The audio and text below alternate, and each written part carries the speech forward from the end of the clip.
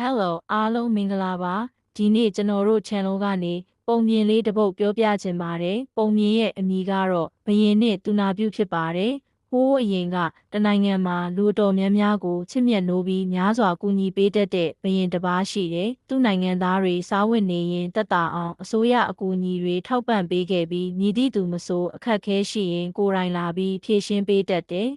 တနေ့မှာဘယင်ဟာမတိမတာနဲ့ရုတ်တရက်နာမကျန်းဖြစ်တဲ့တိုင်းပြည်အတွက်အရေးကြီးတဲ့ဘယင်ဖြစ်တဲ့အတွက်အများပြည်သူတွေအားလုံးစိုးရိမ်ခဲ့ကြတယ်။နိုင်ငံတကာကဆရာဝန်တွေခေါ်ပြီးပညာရှင်တွေလည်းလာကြပေမဲ့ဘာမှမဖြေရှင်းနိုင်ကြဘူး။တရက်မှာတိုင်းပြည်ရဲ့နေဆက်ကသူနာပြုမလေးတဦးရောက်လာပြီးဘယင်ကိုမတွေ့ခင်မှာမိမိကူညီနိုင်မလားမသိဘူးဆိုပြီးစူးစမ်းကြည့်မယ်လို့ပြောလိုက်တယ်။သူနာပြုမလေးကဘယင်ကိုအနားယူခိုင်းပြီးတက်တာစေမဲ့ဆေးမြစ်တွေအာဟာရတွေလည်းဖြည့်ဆည်းပေးတယ်။အရေးကြီးဆုံးကတော့သူနာပြုမလေးကဘယင်ကိုချစ်ခင်မှုနဲ့သဘောထားကောင်းမွန်မှုများပေးခဲ့တာပါပဲတဖြည်းဖြည်းနဲ့ဘယင်ရဲ့ကျန်းမာရေးဟာတဖြည်းဖြည်းလေးပြန်ကောင်းလာပါတယ်အဲ့ဒီတော့ဘယင်ကသူနာပြုမလေးကိုခေါ်ပြီးမင်းအနေနဲ့ဘလို့ပညာတွေသင်ထားလဲ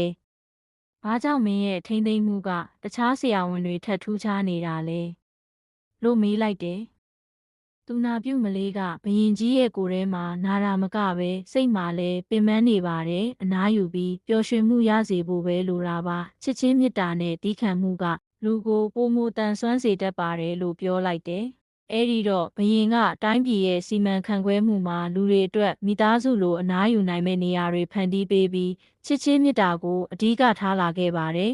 ပုံမြင်လေးကတော့ဒါပါပဲခမညာဒီပုံပြင်ကပေးခြင်းတဲ့သင်ခန်းစာကတော့လူတိုင်းအတွက်အလွန်အရေးကြီးတာကချစ်ချင်းမေတ္တာတီးခံမှုစကားလေးပို့ခြင်းနှစ်သိမ့်ခြင်းတွေပါပဲအဲ့ဒါတွေကမင်းမရှိမဖြစ်လိုအပ်တဲ့အရာတွေပဲဒါကြောင့်လူတိုင်းပေါ်မှာချစ်ချင်းမေတ္တာတွေတီးခံမှုတွေနှစ်သိမ့်ပေးရန်လိုအပ်တယ်ဆိုတာကိုပြောချင်တာပါအခုလို့အဆုံးထိကြည့်ရှုပေးတဲ့ပရိသတ်တဦးချင်းစီကိုကျေးဇူးတင်ရှိပါတယ်ခင်ဗျာယခုလိုဗဟုသုတလေးတွေ story လေးတွေကိုသိချင်နေဆိုရင်ဒီ channel လေးကို like and share လုပ်ပြီး subscribe လေးလုပ်ထားနိုင်ပါတယ်